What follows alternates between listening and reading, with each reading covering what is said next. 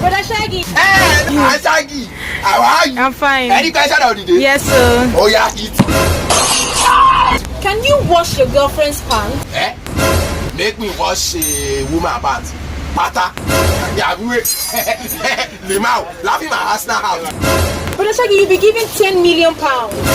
Pants. Wait. The past and that brother of $1. Hey, they want me.